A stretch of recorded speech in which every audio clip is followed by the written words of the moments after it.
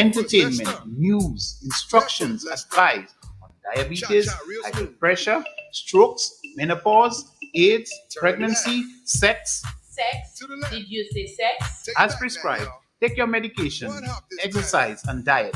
On 88.5 Sufra FM, tell a friend, call your neighbor. Casualty 911 is on.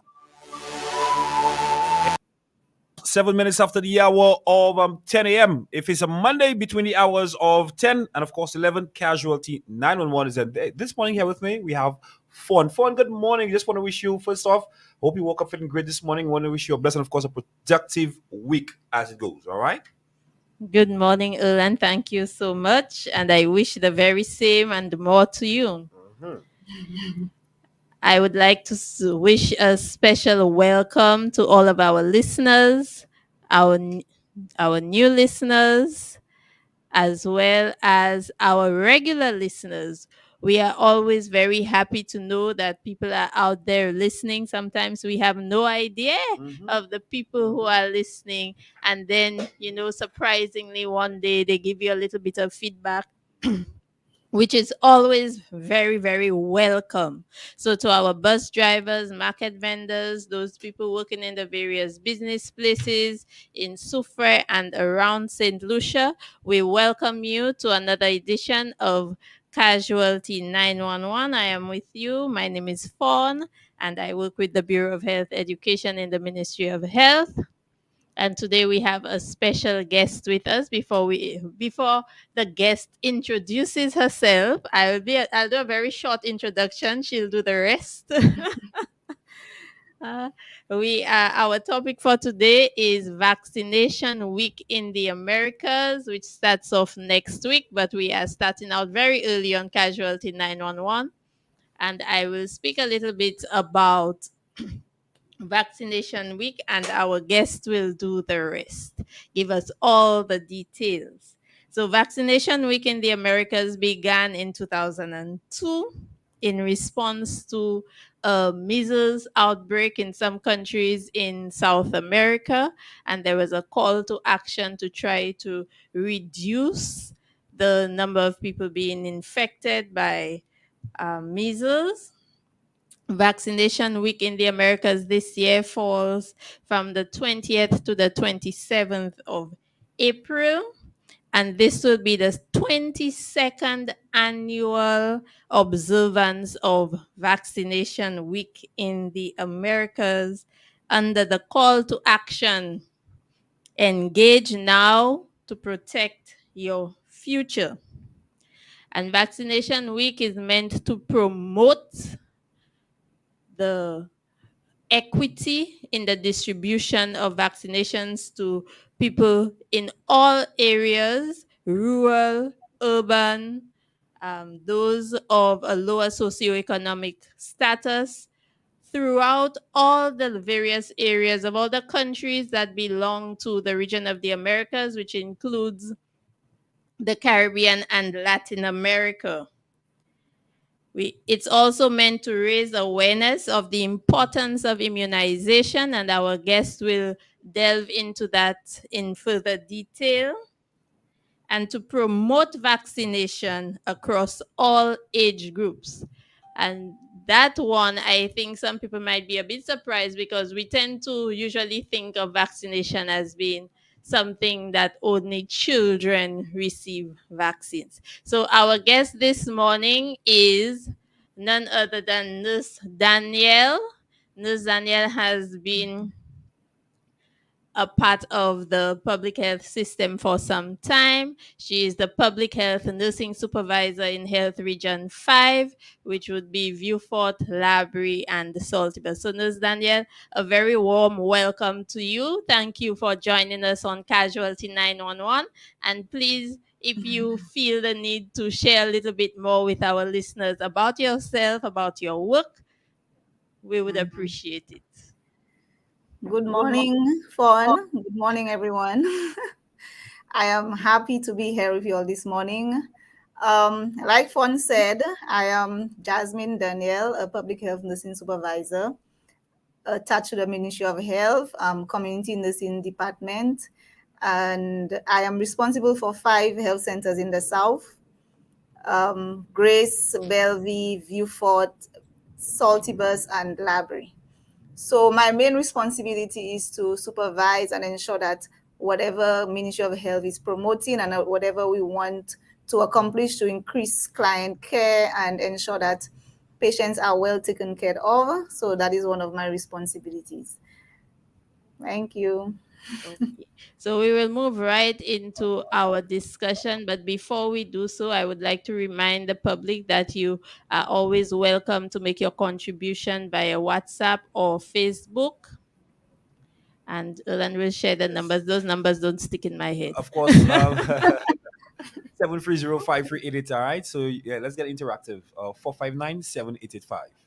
So if you have any questions, any concerns about vaccinations, any contribution, any comments, please feel free to share.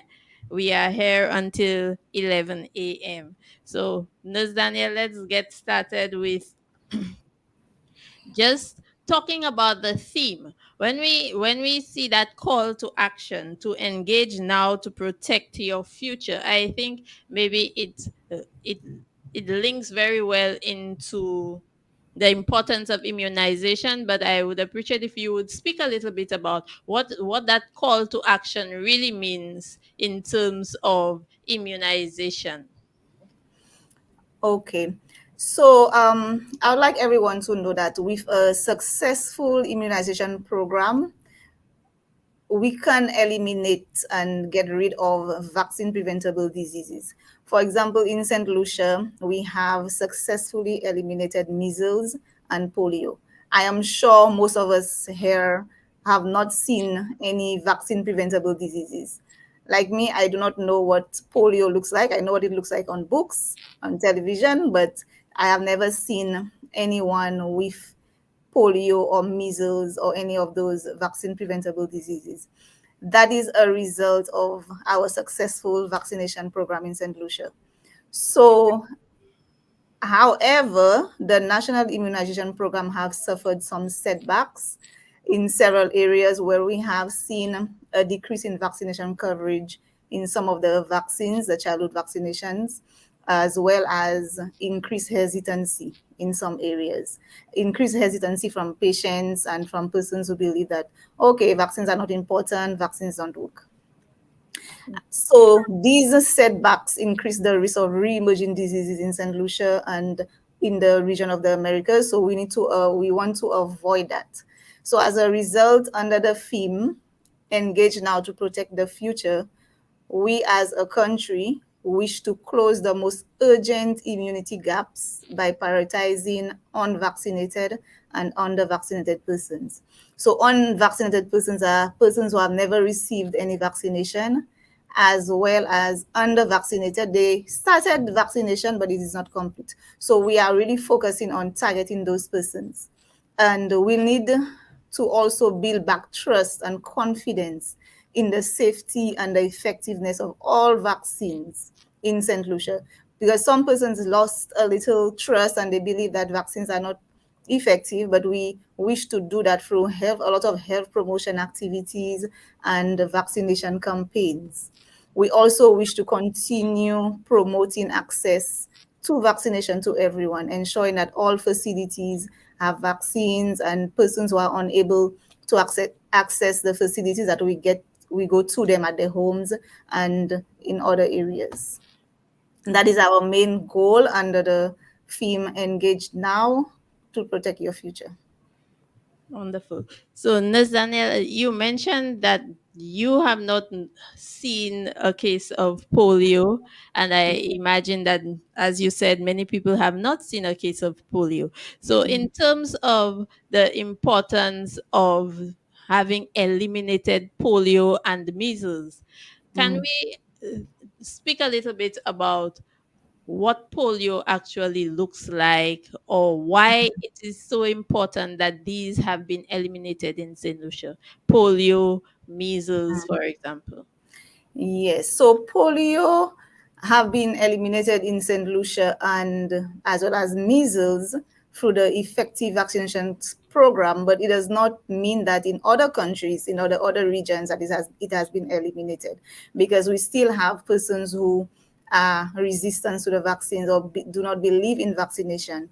So when a child is, for example, a child contracts polio, that child, it affects the nervous system as well as the physical development of the child. So that child looks paralyzed. Sometimes some persons have a short arm, a long arm, one long leg, one short leg, so that it really affects the physical formation of that child. And also with measles, children who are affected with measles, they get, those children, some of those complications are blindness. It causes blindness in those children. It causes severe deafness. And some of those children who survive measles usually have a lot of issues in relation to their mental abilities. They do not develop like a normal 5-year-old. They would think a 5-year-old who's developing well mentally, that child will have some other issues in, for example, understanding work, being intelligent, and being able to understand simple commands and things like that. So they might not actually meet the the expectations that you'd have for the Yes, child's development at that age. So yes. right. Okay. So I just thought it's important that people understand, because Mhm, sometimes when we have never experienced something, mhm. we tend to just shrug it off, like Yes. it's not as bad as people make it out to be. So it's always important for people to understand what these diseases really are, how they affect people, and how they affect development, quality of life, and so Mhm. on. Okay, so we will speak a little bit more, because you've already started, about the importance of immunization for all of us, for children and for adults. Okay. Vaccination is extremely important, and I cannot stress on the importance of vaccination. First of all, we need to know that vaccination, immunization saves lives. It protects you, your family, your community from life-threatening diseases, like some of those we mentioned earlier. Because vaccine related diseases are very contagious. It means that if I am infected with measles, I can easily infect somebody else. So by me being vaccinated, I can protect persons I live with as well as persons in the community. Typical example, during COVID, persons who got infected with COVID, some of them survived, but the other persons that they infected did not survive, either because those persons had a weakened immune system or they had some sort of chronic condition that did not allow them to fight the infection properly. So we need to understand that we do not only vaccinate for ourselves, but we also vaccinate for our family and the community. Also, vaccination is extremely important because it helps protect future generations by eradicating diseases. So if everyone gets vaccinated and play their part, we can protect our future generation. So persons in the next maybe 2 or 3 generations might not even know what measles is, polio is, diphtheria, what diphtheria looks like, or tetanus. So doing that, we are able to basically eradicate all those life-threatening diseases that can cause very serious complications. So various types of disabilities in children can be avoided by timely immunization. So as we said earlier, polio, for example, it causes paralysis, and the measles causes blindness and deafness in children. So if those children are vaccinated on time, in a timely manner, we can avoid those unnecessary disabilities in our children. And Yes, I don't think any parent would e- like to have their exactly. children suffer unnecessarily. Right? Yes. So by vaccinating, we can avoid all those unnecessary things, all those unnecessary disabilities. We might not see it here, but in other countries, like in the UK, some persons are being affected by polio, you can see some persons who are affected by the polio virus. And surprisingly, believe it or not, vaccination helps us save money. So if you have a child who is blind or who has other complications from vaccine, we tend to spend a lot of money, sometimes money we do not have, to take care of that child and to pay medical bills and to ensure that that child remains as healthy as possible. So being vaccinated can avoid all of that complications and all the unnecessary spending of money on medical bills and other forms of taking care of that child. So And those also are the some. ripple effect also, sorry Yes. to cut you, and the ripple effect also on the quality of life of the family members who may not be able to go out to work because they need to stay home to take care of that child, or as you said, as it Mhm. relates to the finances, to actually pay somebody to come in to care for Yes. child with some special needs. Yes. So vaccines, we have seen all the benefits of vaccination, and then we know that it works. And I need everybody to believe and trust the healthcare professionals that vaccines are beneficial to us. Okay, thank you. So a little later on, we will speak about some of the challenges as it relates to immunization. But now I would like us to take a look at the vaccination schedule for children, which is part of our immunization program in St. Lucia. Maybe you could go through it with us Mhm. and to explain to the public, for example, why certain vaccines are given at a particular time, what happens if a child misses a vaccine, can they catch up, and that Mhm. sort of thing. Okay. So the St. Lucia routine immunization schedule begins at birth. So within 24 hours of birth, the baby is given hepatitis B dose vaccine. That is to protect the child against the risk of contracting hepatitis B virus from the mother or in any other form. Because we know that the hepatitis B virus is contracted through contaminated or infected blood or body fluids. So to avoid that risk, the babies receive the first dose of hepatitis B within 24 hours after birth. Following that, they receive free primary series 4 weeks apart. At 2 months, they receive the first pentavalent vaccine. The pentavalent vaccine is five vaccines in one. It means that the child gets one prick, but that one prick protects the child from five different viruses. So the pentavalent vaccine consists of diphtheria, pertussis, and tetanus. It also consists of hepatitis B and Hib, which is the Haemophilus influenza. The child at 2 months also receives BCG and in the inactivated polio vaccine, which is the polio vaccine in an injectable form. So all those vaccines are very important because at that age, the child, if the child gets in contact with any of those viruses, it can be life-threatening. So 4 weeks after that, when the child is 4 months old, they get a second pentavalent vaccine. And remember, the pentavalent vaccine is a vaccine with the five. It's a combination of five different vaccines. So they get the second pentavalent vaccine and the polio vaccine in an oral form, where they get two drops on the tongue.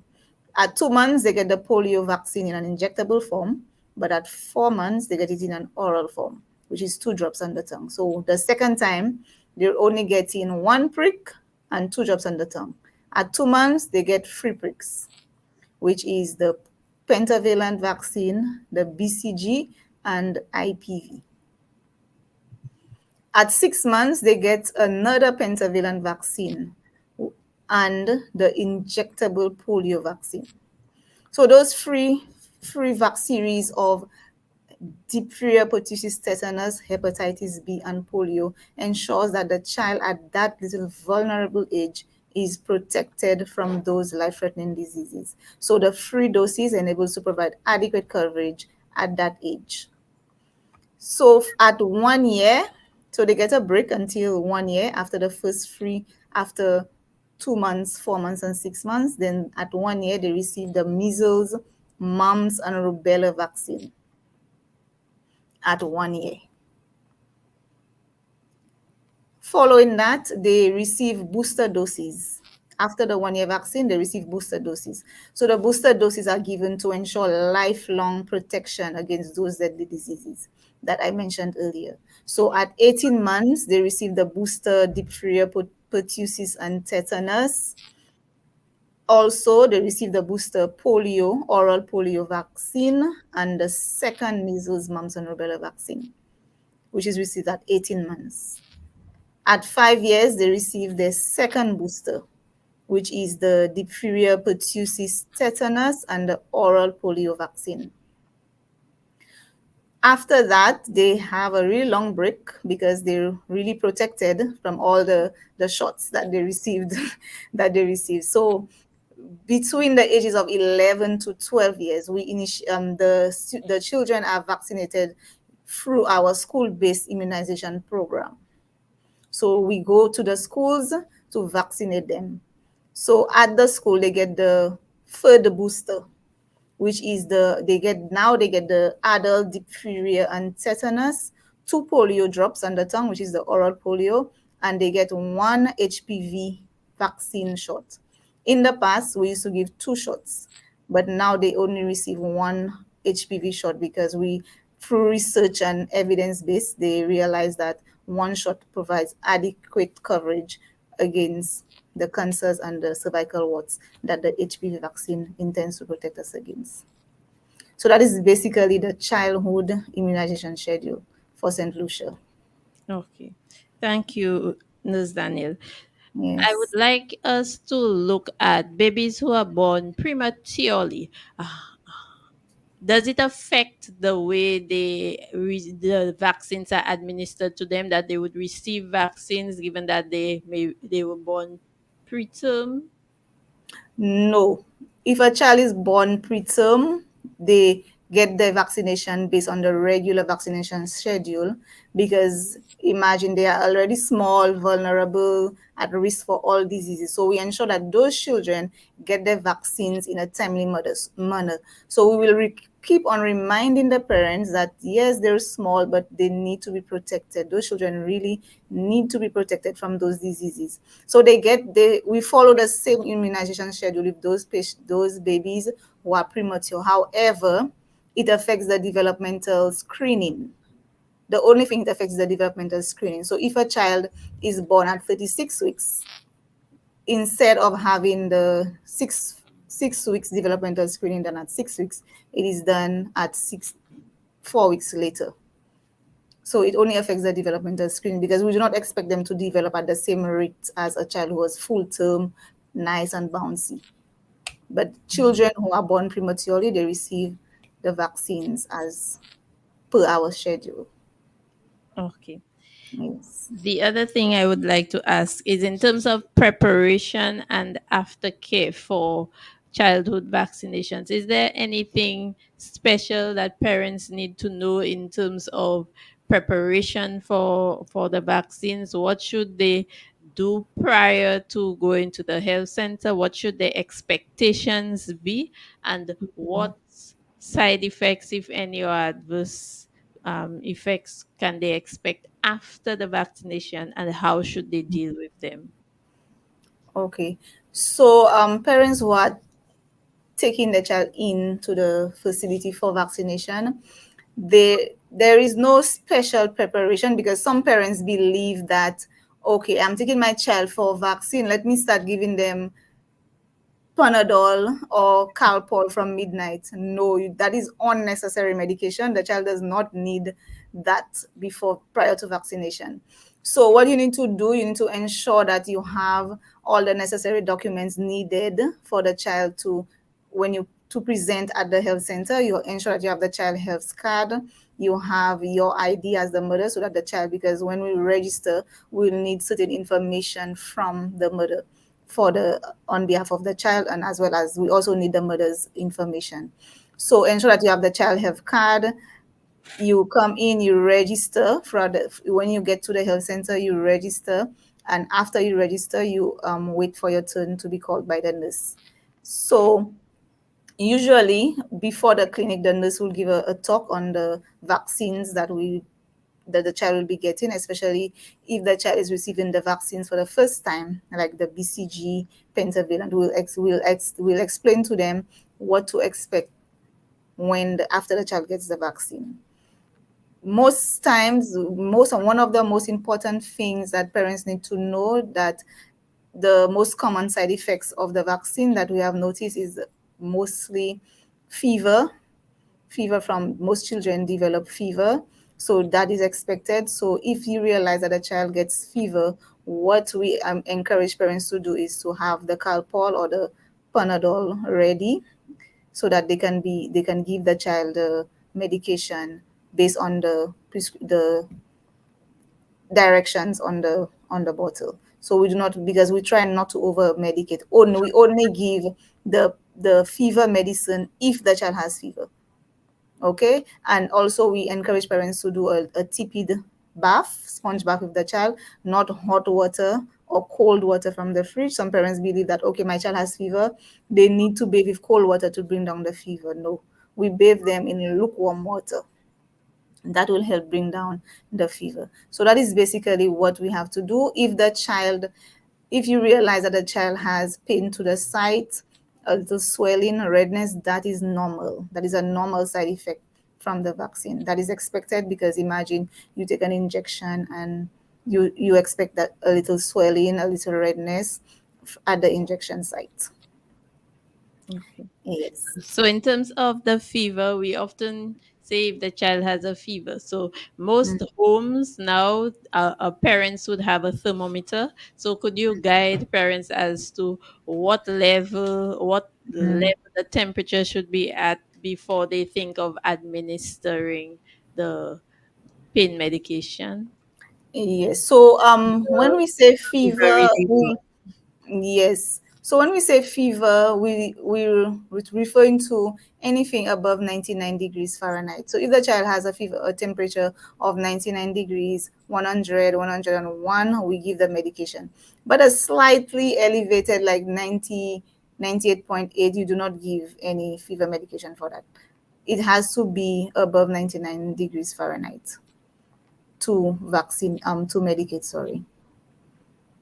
And Yes. what happens if the fever goes up to a higher level? At what level would you recommend that a child be taken to a health provider, a doctor, to get them checked out in the event that they have a very high fever? What would be considered a high fever that would need medical intervention after? So, if fever continues after 2 days and you realize that instead of resolving, it's getting higher, like we recommend that temperature of 101.1 or higher, you take the child to the hospital for medical interventions.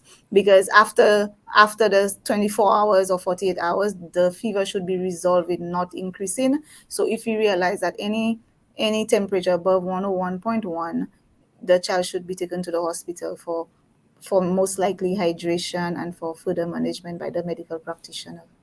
So does that apply to children from 6 weeks until toddler, or are there different levels of temperature? Yes, sorry, it applies to all children who receives vaccine from 6 weeks to 11 to 12 years. Because we when they in at the school-based vaccination program, we have children who get fever, and we advise the parents on the same measures to take. If anything above 101.1 and it's not resolving, then you can take the child to the pediatrician or the hospital. Okay. Wonderful. So I hope that makes it clear for the parents, because sometimes, when our children are sick, we ourselves are so worried, we're so concerned, we don't know where to put ourselves. Everything goes out the window. We on Google Yeah. and everything. We're confusing ourselves a little more. So I hope that really clears up everything for those parents And I hope we're all making some notes so that we can refer to that when things get hot, if at all they get hot. Okay. Now, let's move on a little bit. I think we've dealt with childhood vaccinations quite comprehensively. So let us look a bit at the adult vaccines. You know, I had an experience with you actually.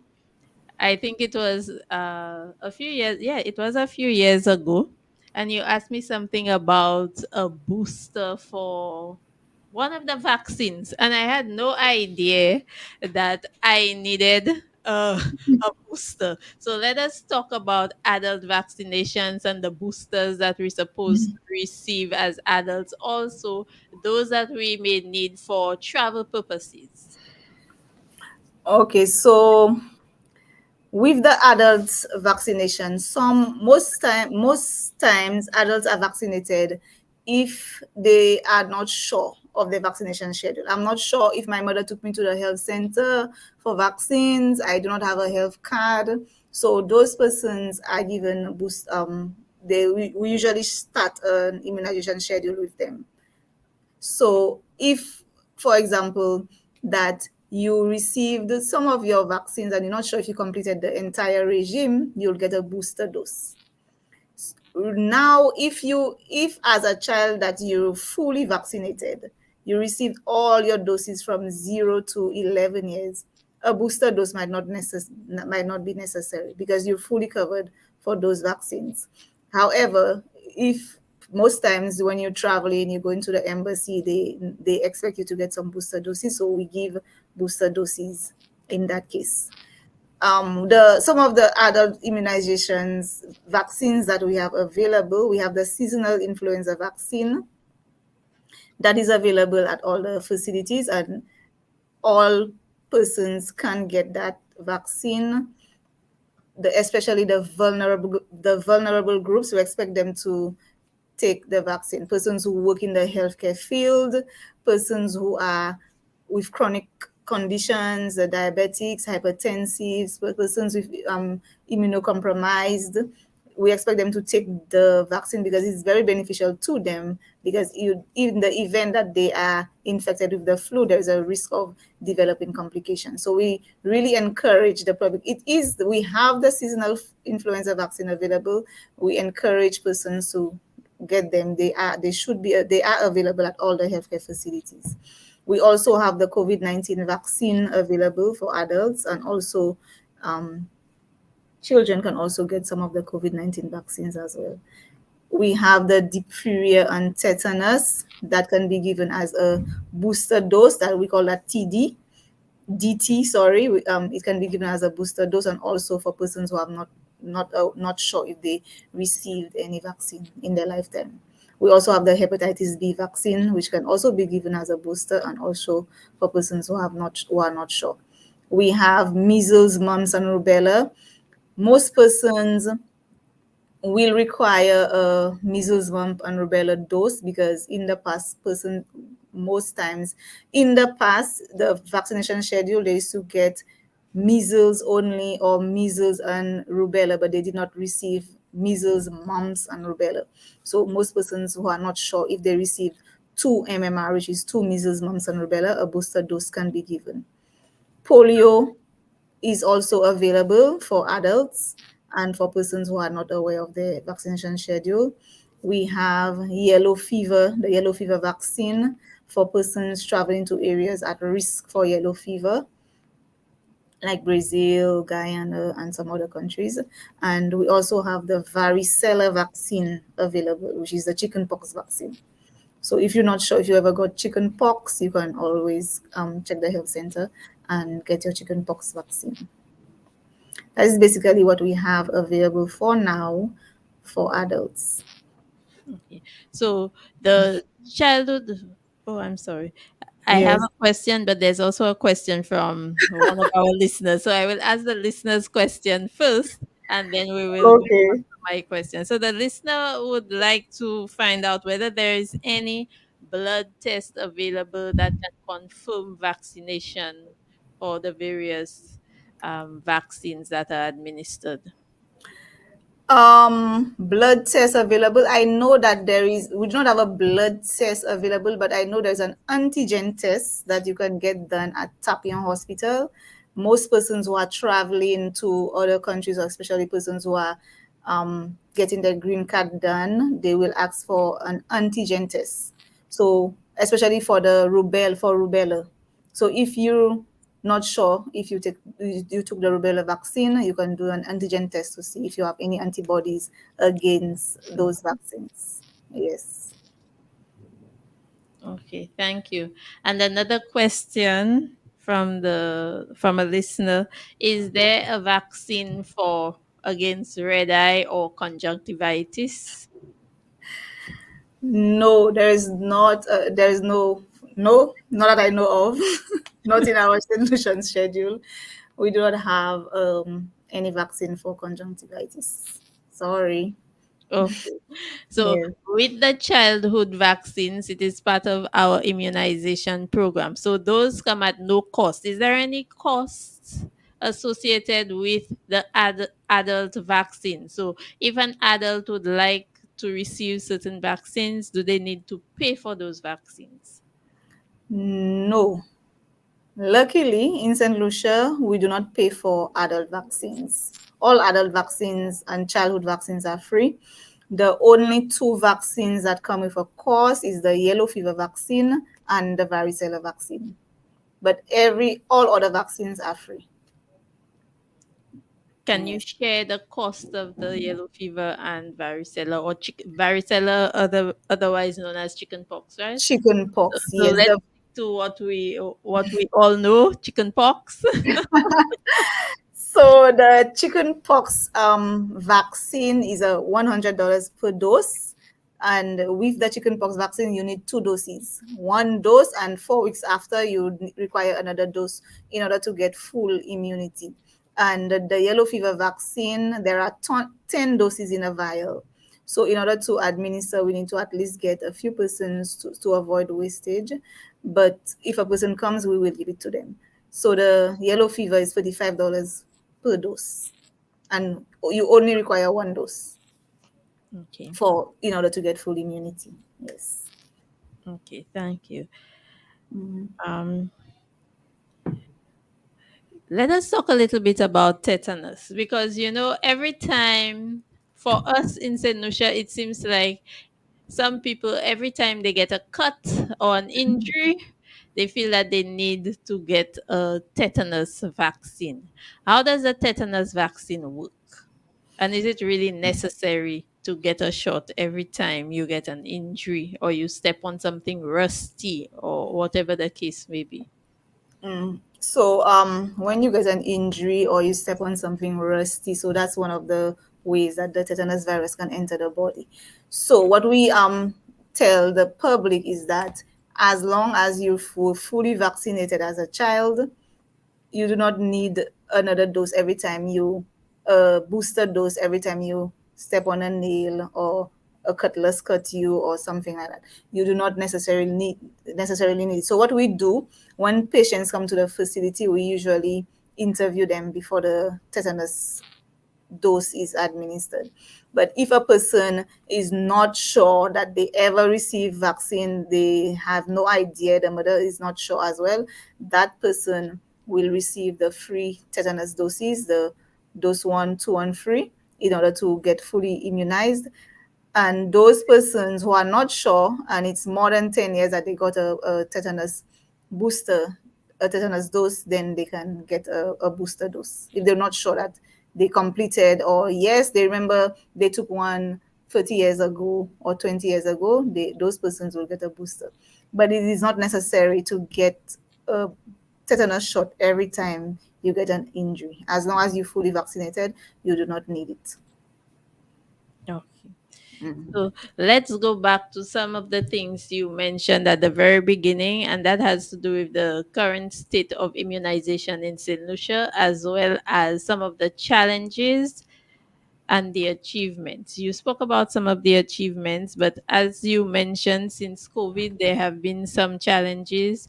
If you'd like to expound, speak a little bit, a little bit more about some of the challenges that are being encountered as it relates to vaccines and what the current Mhm. situation is, and whether that applies, for example, only to the childhood vaccines or the adult vaccines. Okay, so the current status of St. Lucia immunization program, we have seen some successes in the program in terms of accessibility.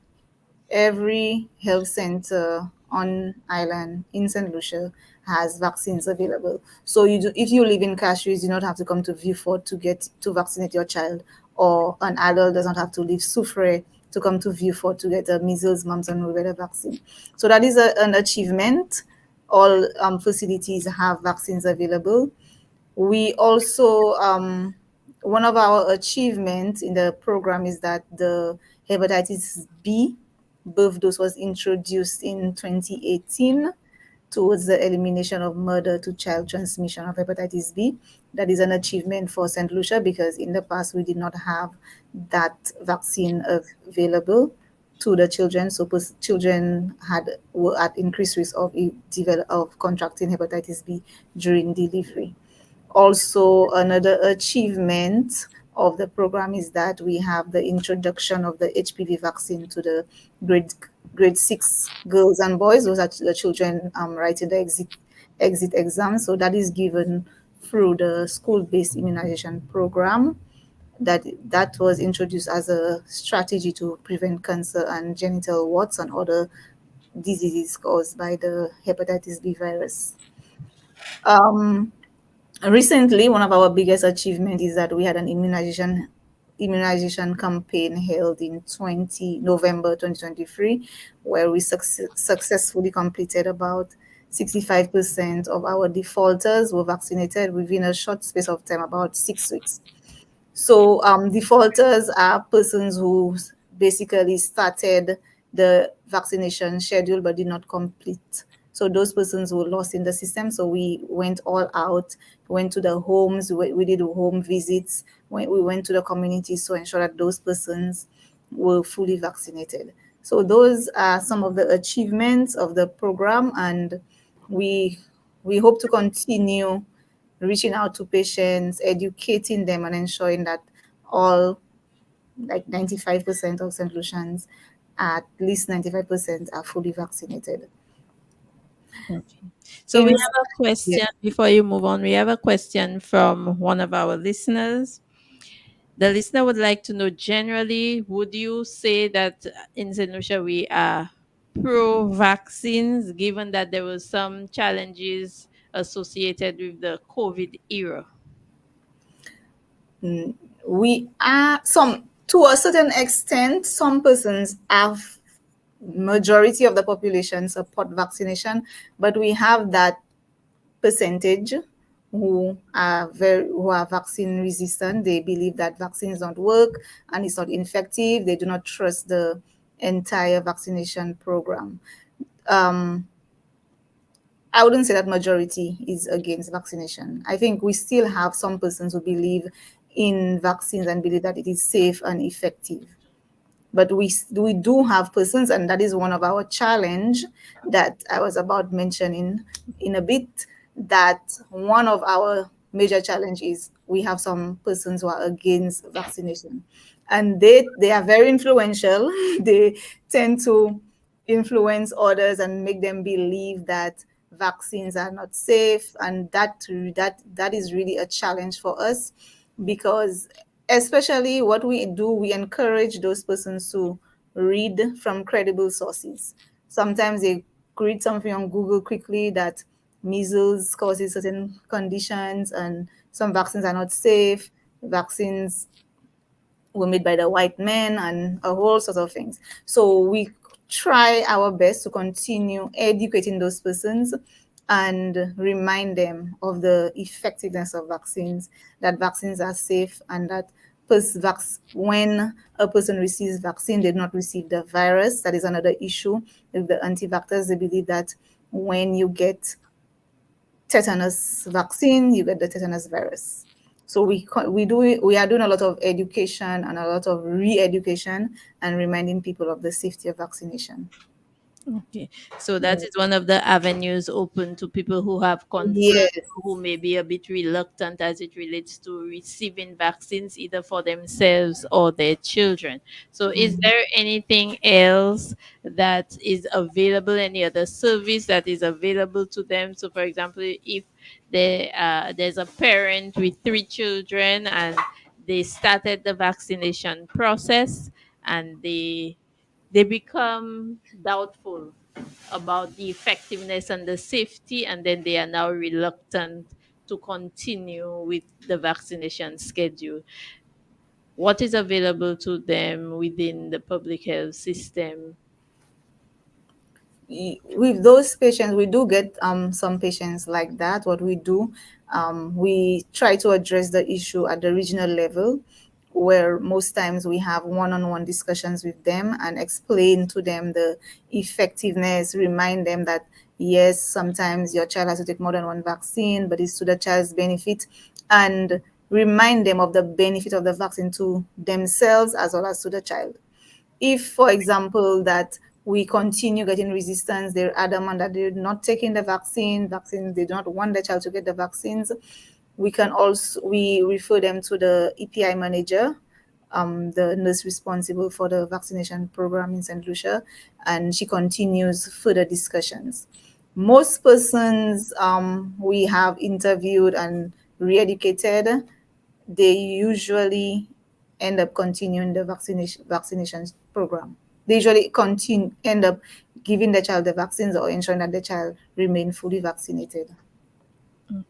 Yes. So, are there any other challenges that have come up in terms of vaccination? I know during the time of COVID there was a lot going on, but a few years have Mhm. passed. Are you seeing any improvement? Are you seeing a reduction in the resistance, in the reluctance? I mean, you can only speak about your region and region, within Yeah. your region and your clients. So, from Mhm. your perspective, would you say that there is an improvement in terms of that? Yes, a slight improvement because during COVID, we had it was a challenge because persons became very resistant and we had a lot of hesitancy towards the COVID vaccine. And that resistance also affected the childhood vaccination and the adult vaccinations. Persons believe, because there was a lack of trust in the vaccination, persons believe that, okay, the COVID vaccine, we had COVID yesterday and tomorrow we got COVID vaccine. So they believe that it, it was produced too quickly. So we had to re-educate the patients and remind them that with increased technology and evidence based, that vaccines in the past used to take 2 3 years to develop, but now with our current improvement in technology, a vaccine can we can produce a vaccine within 1 year. A vaccine can be produced within 1 year because researchers have been studying those viruses over a long period of time. So if, for example, like COVID came about with the SARS infection, those viruses have been studied over a long period of time. So when the outbreak came about, scientists have already known of all those mRNAs and all those other other issues related to those viruses. So what we continue to do is re-educate the public, remind them that the vaccines are safe, vaccines are effective, and in order for for a patient to be vaccinated, in order for a person to receive vaccine, the vaccines are pre-qualified. It is tested several times, it undergoes several clinical trials to ensure that they are safe before they are used. So we had a lot of resistance during the COVID, during the pandemic, and even after the pandemic. But with a lot of health promotion and health education, some patients are actually coming about. Persons who did not want to hear about COVID vaccine, they did not want to see COVID, they're actually taking the COVID vaccine now.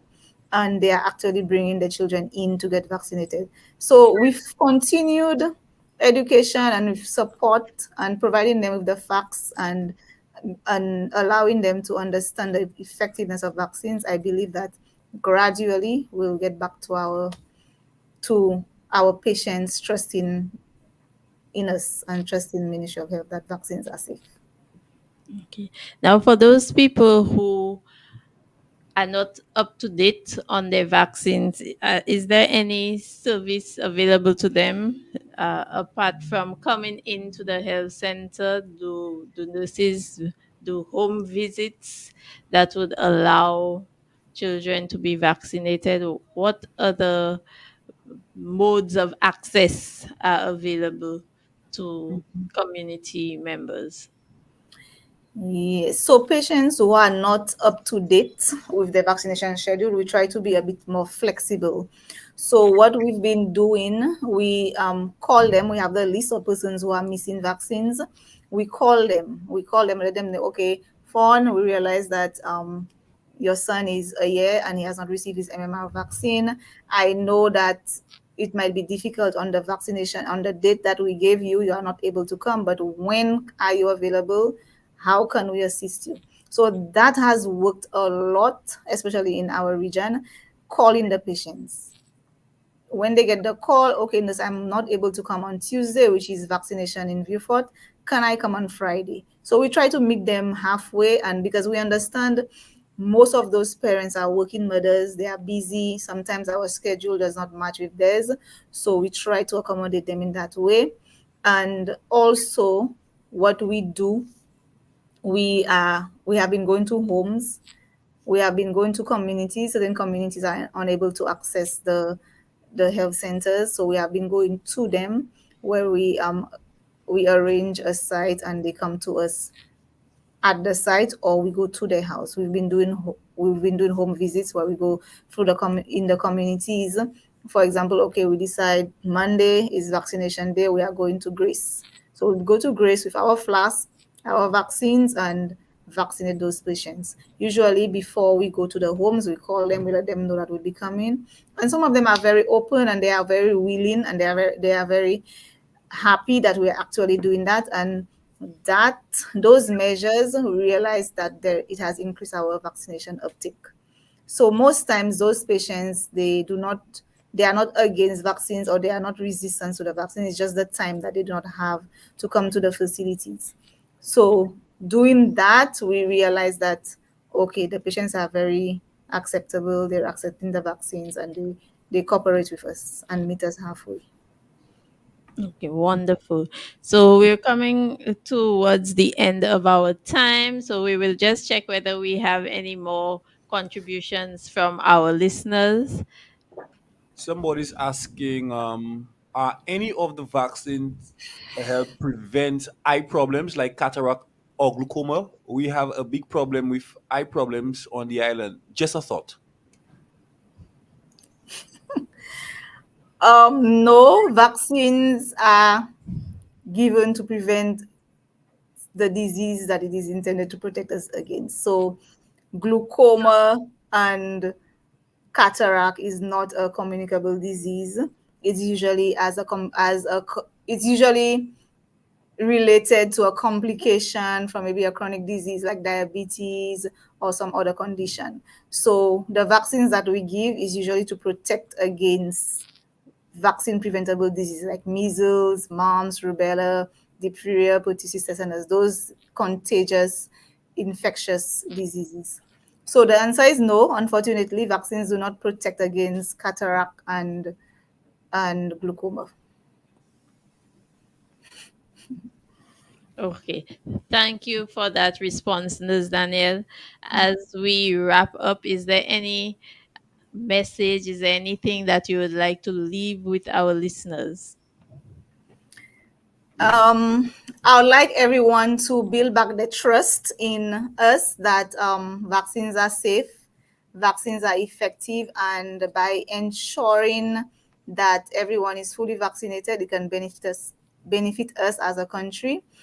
Our goal of vaccination is to decrease illnesses and death from life-threatening diseases that can be prevented through vaccination. All those conditions that are life-threatening can be prevented through vaccination. With a simple vaccine, we do not have to lose our children, our loved ones through diseases. Thank God that vaccines are available and they can do that work for us. So we want to have a 95% coverage in all vaccines. With 95% coverage in St. Lucia, we can we can establish our herd immunity.